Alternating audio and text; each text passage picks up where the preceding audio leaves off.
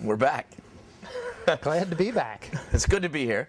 We're going to finish the dessert, and then you've started the for the Nougatine. No, thank you. And I wanted to show our guests basically what we've got going on here, because it looks like a boiling mass of something. But essentially what we've got is very simply, and I don't mind advertising because they're probably the best on the market, a light corn syrup, and then plain old sugar, and we're melting it. So it looks like there's something else in there, but you're melting actually a solid.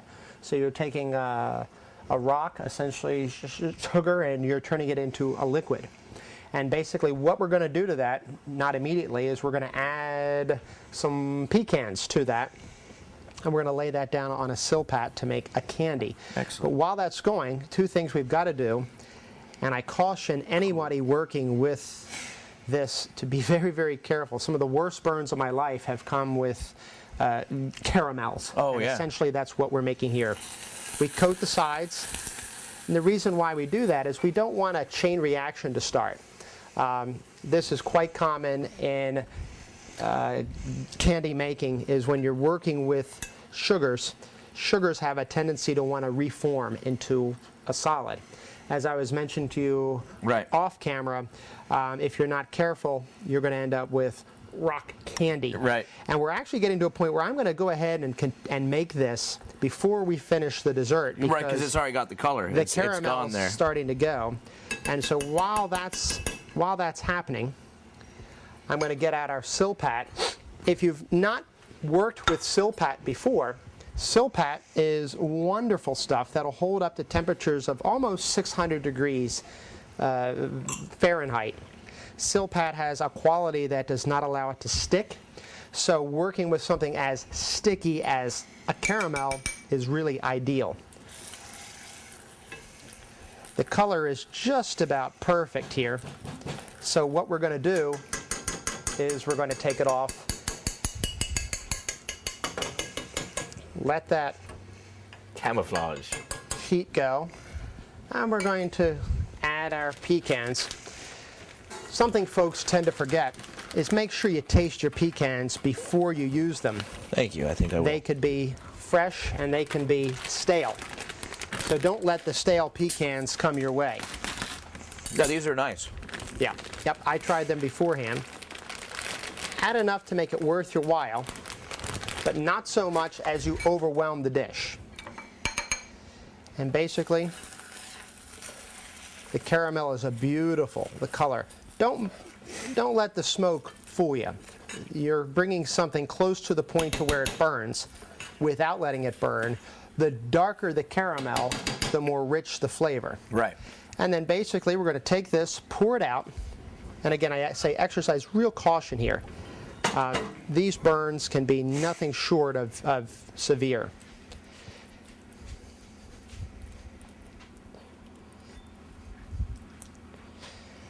Scoop it up over on this side.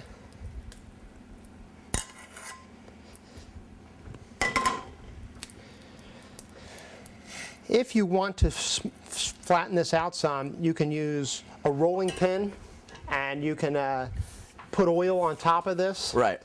Or you can use your hands if you like, but you really have to make sure you've got some oil on your hands. And the reason for this, and I'm using kind of a neutral oil, is you don't want this to stick to you. Right, hence the burn part. Yeah, very, very hot. So I'm just kind of smushing this out. Again, I would use extreme caution if you're using this. Not to say that I don't try this at home, but really be careful. But don't try this at home. But yeah, use the rolling pin. I would be careful. The rolling pin is probably the better method here, but this is right now. And we should also tell them, because you're gonna get it hardens rapidly. Very rapidly. So you're gonna have to basically put it in boiling water to get it off your rolling pin later. Right, right. And what I've got, and let me show you exactly where we're going to go with this dish, because I've already done this with almonds. Psych. Is essentially a nougatine. Nougatine is a classical candy that they use in France, particularly like on. Yeah, exactly. That's really it. And so you can flatten it out, cut it into decorative shapes, and that kind of thing.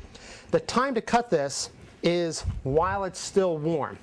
As you can see, it's not sticking to the silpat. You can move, and once again, exercise caution. If this sticks to you, you're in for the burn of your life. Some pieces like this are perfect just as they are. You don't have to do decorative shapes in order to make this happen. And essentially,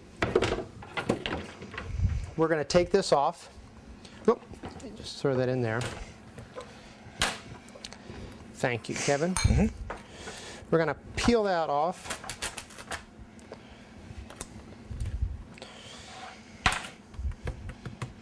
Again, working quickly, being very, very careful. We're going to take a knife. You don't want to cut on your silpat. Some folks... we just had that discussion earlier. Because why? Because I cut on a silpat. I've ruined it. Silpats run between $60 and $100, so you want to take care. Pieces like this that are basically kind of off to the wayside, you can pull right off. Other pieces, just like this, we're going to cut in different shapes, and again, working with it smooth is, working with it at a warm temperature is really the only way to go. Else you're going to be in for quite a little, it's like trying to cut glass. It'll just shatter on you. So you can cut some decorative shapes, which is what we've done before. You can also cut it into just small bite-sized squares. And at this stage, it's pretty easy to work with. It is still very pliable and very, very warm. So again, this is something that if you're doing it with your family, the children this may not be a cookie or a candy that they participate in, just because of the propensity to get a very, very severe burn. I want a filling. I'm just teasing. That can happen. So while I finish this up, I'm going to talk about the next dessert. And basically what I wanted to do is to get you something that you could make very quickly without having to spend a lot of time. Coming back to this, here's something to note. Notice how it's starting to stick. If you find it sticking here, take some oil. Here you go. Lube up your blade. Just put a little oil on your blade carefully on each side. This will keep it from sticking. And again, I'm using just a regular vegetable oil. No need to use an olive oil or an extra virgin especially. That will impart a flavor that we're not. Plus they're hard to find. Yeah. So I'm just going to finish these up. I know my kids are going to love these. These are things that are just perfect at the end of a meal. And it's hard to resist something with pecans and sugar. And the color here is just perfect. You really can't ask for anything better than that. And I'm going to let these cool down just a bit. They're still a little warm and I'm getting some stickiness. Okay. Moving on to our next dessert. Before we finish this one, I got to take one more break. Okay. I'm going to test your freshness on your berries and we'll be right back.